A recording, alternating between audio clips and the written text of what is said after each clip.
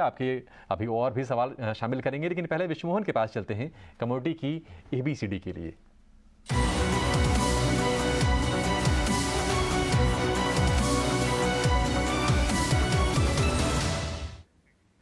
Commodity की ABCD में आज हम बात करने वाले काफ़ी चर्चा का विषय है यूएस में डेट सीलिंग क्या है। डेट सीलिंग को बढ़ाने को लेकर लगातार बातचीत चल रही है, लेकिन जो वहाँ के अधिकारी है और यूएस कांग्रेस में उस तरह की चर्चा और एग्रीमेंट नहीं हो पा रहा है। डेट सीलिंग होता क्या है? डेट सीलिंग इसे आप एक कर्ज की सीमा कह सकते हैं जो यूएस के फेडरल गवर्नमेंट के पास रहती है। इसको इसलिए लाया गया था कि सरकारी खर्चों को पूरा किया जाए, उसके लिए कैसे उधार लिया जा सकता है। तो सरकारी खर्चों में क्या क्या शामिल होते हैं, जिसमें सोशल सिक्योरिटी, मेडिकेयर, मिलिट्री के जो वेजेज होते हैं, सैलरी होती हैं, साथ ही नेशनल लोन पर जो ब्याज जाता है, टैक्स के रिफंड होते हैं, जो भी ऑब्लिगेशन, फाइनेंशियल ऑब्लिगेशन सरकार की होती है, फेडरल गवर्नमेंट की, वहाँ की यूएस की, उसको खर्च करने के लिए ये उधार लेते हैं। और उधार कैसे लेते हैं? तो फेडरल गवर्नमेंट यूएस के ट्रेजरी सिक्योरिटीज़ के जरिए ये लोन लेने के लिए उनको ये अथॉरिटी दी जाती है। और एक और आंकड़े आपको बता दूं कि $500 बिलियन से ज़्यादा का यूएस का बॉन्ड ट्रेड होता है जिसके जरिए लोन उठाती है। तो ऐसे में अगर डेट सीलिंग नहीं बढ़ाया गया,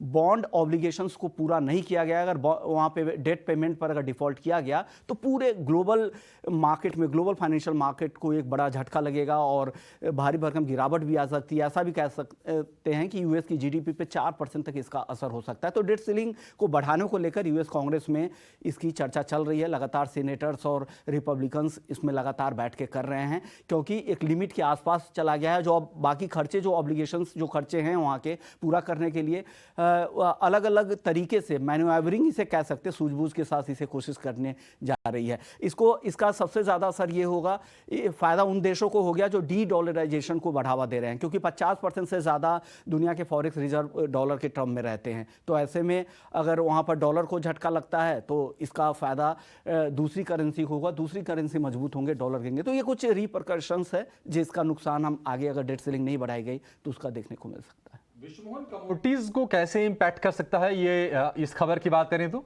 देखिए, डेट सीलिंग का सबसे ज़्यादा असर बुलियन मार्केट को होता है, क्योंकि अगर फाइनेंशियल मार्केट अगर की स्थिति बिगड़ती है तो उसका सेफ हेवन बाइंग के तौर पर गोल्ड और सिल्वर के तौर पर आते हैं। डॉलर की सेफ हेवन बाइंग नहीं होगी तो उसका भी फायदा गोल्ड सिल्वर को ही होगा, लेकिन क्रूड और बेस मेटल्स की डिमांड घटेंगी, क्योंकि फाइनेंशियल मार्केट पर इसका असर होगा। तो डिमांड सबसे ज़्यादा कम होंगे, वो मेटल के और एनर्जी के।